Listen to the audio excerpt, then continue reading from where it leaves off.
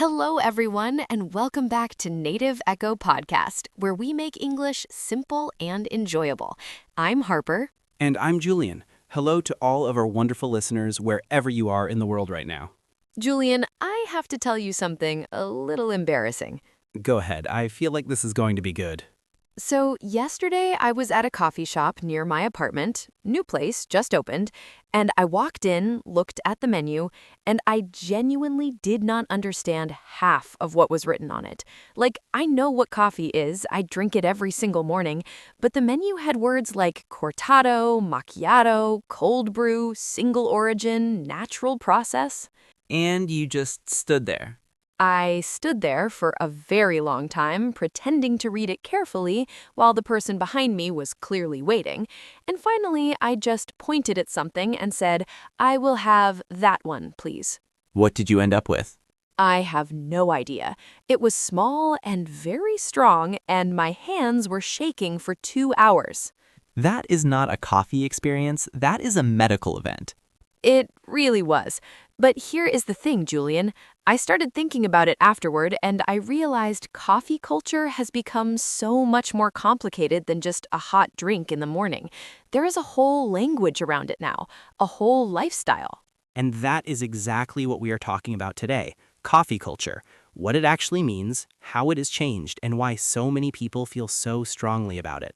Because some people really, really care about coffee, like deeply personally care. And some people just want something warm and brown to wake them up. Both are valid, completely valid. Okay, listeners, before we start, quick question for you. Are you a coffee person? And if yes, what does your morning coffee routine look like? Tell us in the comments. We want to know everything. And if you do not drink coffee at all, tell us that too, because that is also a very interesting position in today's world. Okay, let me start with something personal. Julian, when did you first start drinking coffee? Like actually drinking it, not just sipping it and making a face. Honestly, quite late. I was maybe 19 or 20. Before that, I thought coffee tasted terrible. Same. I remember my parents drinking it every morning when I was a child and thinking, how do adults enjoy this? It smells amazing, but the taste is so bitter. And then one day, something switches. One day you just need it. You're tired and someone offers you a coffee and you drink it and your brain says, "Oh, this is the thing. I have been waiting for this." For me, it was university. Late nights, early mornings, a lot of studying. Coffee stopped being a drink and became a tool. A tool. That is a good word for it, because that's how a lot of people start. Coffee is functional at first. It helps you stay awake, it helps you focus. And then slowly, it becomes something more. It becomes a ritual. Ritual. That is a really important word for today. A ritual is something you do regularly, in the same way, and it has meaning for you. It's more than just a habit. It feels almost ceremonial.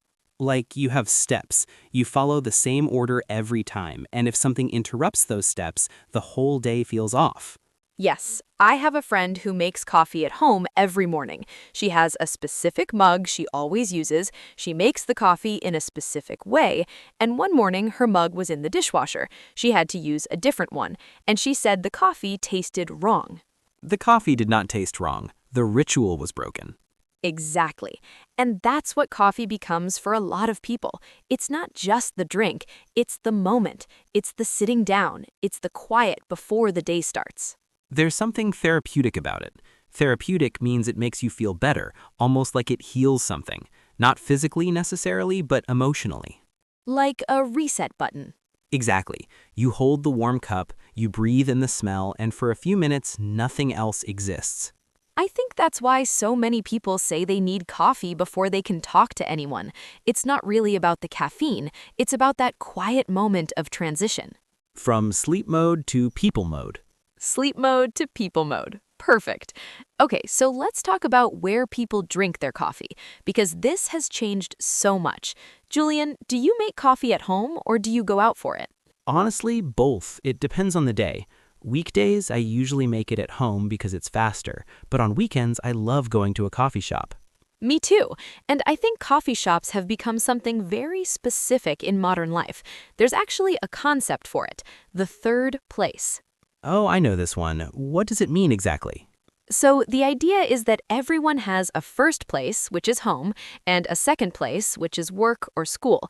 And then there's a third place, somewhere you go that is neither home nor work, a place where you can relax, think, be social, or just exist. And for a lot of people, the coffee shop is that third place. The coffee shop has become this in-between space. You're not at home, but you're comfortable. You're not at work, but you can be productive. It has its own atmosphere. Atmosphere, that means the feeling or mood of a place, like the combination of the lighting, the music, the temperature, the people around you. All of it together creates the atmosphere. And coffee shops put a lot of thought into their atmosphere now. The furniture, the lighting, the playlist, everything is designed to make you want to stay. I once spent 4 hours in a coffee shop and it felt like 40 minutes. That's a well-designed atmosphere. And actually, I think that cozy quality is a huge part of coffee culture. Cozy means warm and comfortable, a little soft, a little safe, not fancy, not too serious. There is a word from Danish culture, hygge. It's this idea of coziness and warmth and simple comfort. And coffee is very hygge. Coffee is extremely hygge. Hot drink, comfortable chair, good light, that's the whole thing. Now I want to talk about something that I find both fascinating and slightly intimidating, specialty coffee, because this is where coffee culture gets very serious. Very serious, and sometimes a little intense. So, specialty coffee is basically coffee that's treated like wine or artisanal food. Artisanal means something made with care and skill, usually in small amounts by someone who really knows what they're doing, not mass-produced. Every detail matters. So with specialty coffee, people care about where the beans come from, how they were grown, how they were processed, how they were roasted, and exactly how they were prepared. And they have very specific opinions about all of it.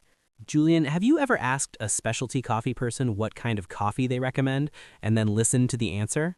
I made that mistake once. 45 minutes, Julian. 45 minutes about altitude and fermentation and something called a bloom, which is when you pour a little water on the coffee grounds first and let them release gas. And now I want to know more about the bloom. No, you don't. Trust me. Okay, fair. But here's the thing. I actually respect the passion even if it can feel overwhelming. These are people who genuinely love what they do and they want you to experience it the way they do. That's true. And when you try a really good specialty coffee, you understand. It's not just coffee. There are flavors, actual flavors. Fruit, chocolate, flowers sometimes. I had a coffee once that tasted like blueberries. No sugar, no syrup, just the coffee. I was confused, but also delighted. Exactly. And that experience changes how you think about coffee. You start to realize there's more to it than you ever knew. But at the same time, there's absolutely nothing wrong with just enjoying a simple instant coffee at home and being perfectly happy. 100%. Coffee culture should not feel exclusive. It should not make people feel like they're doing it wrong. And this is something I think is important. There's a type of person in coffee culture who can make others feel a little embarrassed for not knowing things. Coffee snobbery. Yes, coffee snobbery, where you judge someone for what they order or how they drink it. I've seen people at coffee shops look at someone ordering a very sweet, very complicated drink and just visibly judge them. And that's not what coffee culture should be about. No. Coffee is supposed to be a pleasure, something you indulge in. Indulge means you allow yourself something enjoyable, a small luxury, and everyone's version of that is different. If someone's idea of an indulgent coffee is a very sweet, very cold, very complicated drink with a lot of syrup and cream on top, that's their ritual, their moment. It's not less valid. Exactly. Okay, listeners, here's a question for you. Do you have a favorite kind of coffee or a specific coffee memory, a place, a moment, a person you always drink coffee with? Tell us in the comments. We genuinely love reading these. Yes, even if you think it's a small story, we want to hear it. Okay, let's talk about something really interesting, how coffee culture has changed socially, because coffee is one of those things that's always been connected to people coming together. Historically, coffee houses were meeting places. In Europe and the Middle East centuries ago, people would go to coffee houses to talk about ideas, politics, philosophy, business. They were called penny universities in London at one point. Because for the price of a penny, which was the cost of a coffee at the time, you could sit and listen to some of the most interesting conversations happening in the city. So the coffee shop as a social space is not a new idea at all. It's always been where people gathered to think and talk. And I think that has carried through to today. When you want to meet someone, you suggest coffee. First dates happen over coffee, job conversations happen over coffee, reconnecting with an old friend, catching up with someone you haven't seen in a while. Coffee is the setting for so many important moments. It's a neutral space. It says, I want to spend time with you, but I also have an exit strategy because it's just coffee. That's a very honest way to put it. It's true, though. Dinner is a commitment. Coffee is a conversation. Now I want to ask you something because you mentioned working in coffee shops